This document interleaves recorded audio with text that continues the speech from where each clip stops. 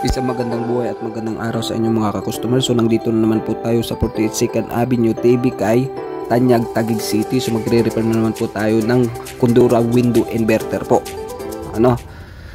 So ngayon, ayan. So habang binabaklas ko kanina yung ating window aircon, so nakita namin yung sabi ni customer is hindi na po daw lumalamig yung kanyang aircon.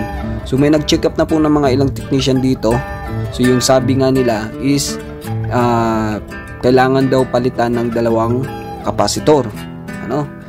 So ayun, so yung chinek up ko po, wala naman pong so meron isang kapasitor lang po diyan sa pan motor, saka inverter po ito, Kundura. So sabi ng unang technician doon, so kailangan daw ng palitan ng dalawang kapasitor. So hindi naman po yung diferensya doon sa kapasitor po. Yung diferensya po ng unit is sa nakita ko, una, so kailangan lang namin pagganahin yung compressor kung okay po pag kasi hirap din i-troubleshoot yung aircon na to, mga ka-customer. So sobrang hirap po kasi nung una hindi po yung talaga umaandar, so talagang pan lang po yung umaandar. So pwede nating sabihin na nasa board din po, pwedeng sa compressor din yung sira, so pwede din yung sa sensor. So nakita ko is buti umandar po yung compressor, tapos sinawakan ko po yung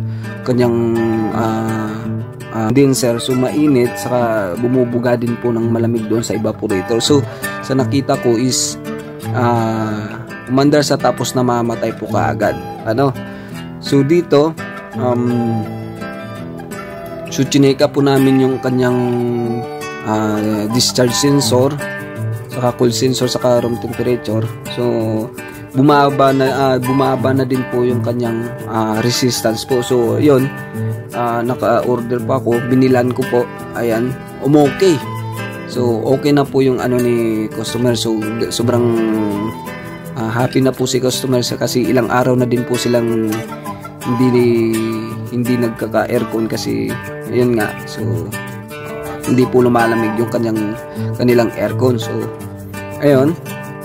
So ayan yung inano ko po, mga ka-customer. So meron pang diferensya pong isa. So ayan, nag-review po ako ulit, nananaliksik po ako. So may nakita po akong isang diferensya po, possible din dun po sa IC. Ayun, so kailangan na naman namin hanapan ng parts ng IC, memory IC yung tawag doon. Nandun po yun sa control board, makikita yung IC. So ayan, so wala tayong magawa ko, customer. So hindi naman tayong perfecto na palaging pag naaayos natin kaagad. So itong aircon na to parang hard troubleshoot din po. So umandar sa ng isang araw, higit isang araw, saka isang araw kalahati. So umandar po yung aircon. So ayun, binalikan ko po kanina. Ayun, so ayun nga, bumigay nga. So ayan, so hanapan natin para ma-perfect po yung repair. So kailangan ko maghanap ng IC. Titignan ko makabili po ako ng IC.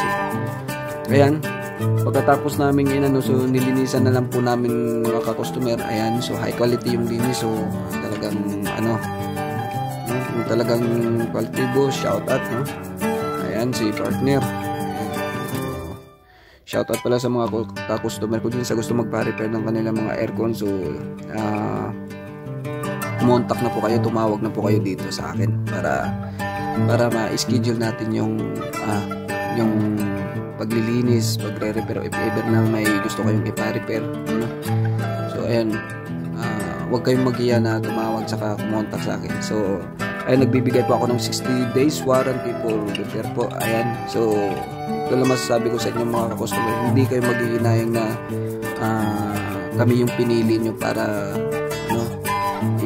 ipagkatiwala nyo yung inyong mga unit sa amin. Ayan, so ayan, i-like nyo lang po yung video ko, saka i-follow nyo po ako dito sa aking Facebook page. Ayan, thank you po, maraming salamat.